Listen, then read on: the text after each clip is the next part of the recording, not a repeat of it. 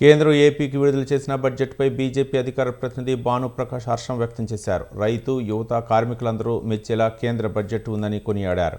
మధ్యతరగతి కుటుంబాలకు వార్షిక ఆదాయం 12 లక్షల వరకు ఇన్కమ్ ట్యాక్స్కు మినహాయించడం పట్ల హర్షం వ్యక్తం చేశారు. ఈ బడ్జెట్ బ్రీఫింగ్ మీద కమిటీని ఏర్పాటు చేయడం జరిగిందన్నారు. కన్వీనర్గా తనతో పాటు నాగభూషణం, వేణుగోపాల్, 8 మంది ఎమ్మెల్యేలు, 3 ఎంపీలు ఈ నెల 19వ తేదీ స్థానిక ఉదయ్ ఇంటర్నేషనల్లో బడ్జెట్ బ్రీఫ్పై సమావేశం అవుతున్నామన్నారు. ఓబీసీ నేషనల్ కమిషన్ దీంట్లో కలిపారు వాళ్ళు.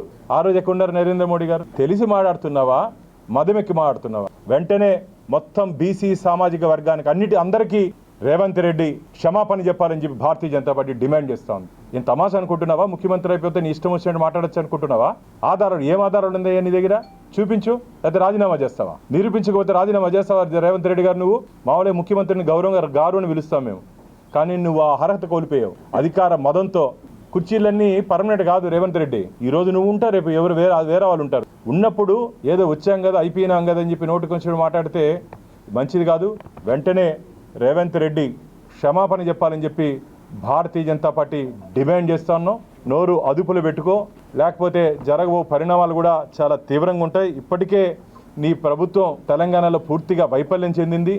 నువ్వు వైఫల్యం చెందావని చెప్పి ప్రజల నాడిని మూడ్ని డీవేట్ చేయాలని చెప్పి ఇలా సంచలనమైనటువంటి మాటలు మాట్లాడుతున్నావని చెప్పి నువ్వు అనుకుంటున్నావు. ప్రజలు అసహించుకుంటున్నారు.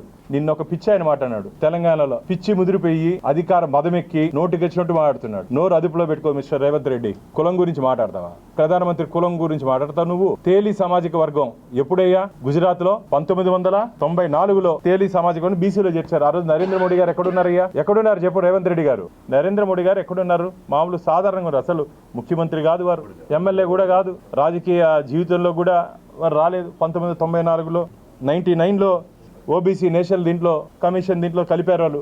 ఆ రోజు ఎక్కడున్నారు నరేంద్ర మోడీ గారు? తెలిసి మాట్లాడుతున్నావా, మదమెక్కి మాట్లాడుతున్నావా?